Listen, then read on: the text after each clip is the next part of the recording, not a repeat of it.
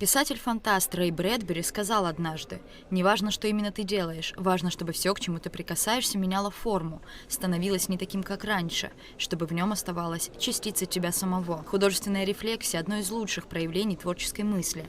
И «Ночные сказки» и «Розовый конь» – именно так называется персональная выставка Абши-Хагба – яркий пример именно такой рефлексии.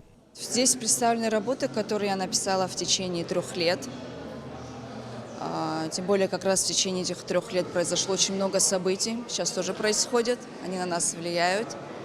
И я по возможности пыталась рассказать о том, как я это переживаю, как я к этому отношусь, но своим языком. Говорят, искусство – язык универсальный. Абши-Хагба отмечает, что все представленные на выставке работы – отражение ее видения мира, ее мироощущения.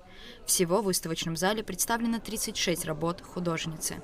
У каждого свои рецепторы, и каждый человек будет по-своему воспринимать ту или иную работу, тем более у каждой работы есть название. У меня не было такого эксперимента, что работа висит без названия, реакция до и после.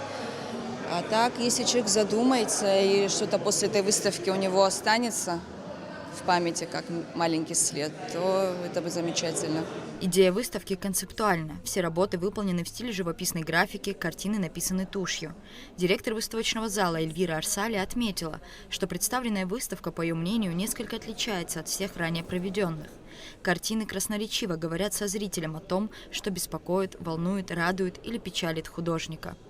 Обща как художник не уходит от реальности, да, не абстрагируется и не занимается своим творчеством. Она через свое творчество говорит о каких-то очень важных вещах. И совершенно не случайно художник выбирает место действия «Ночь».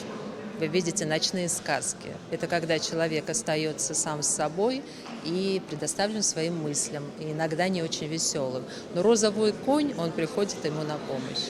Выставка доступна для посещения до 6 июня. Рада Чачава, Михаил Братухин, Абхазское телевидение.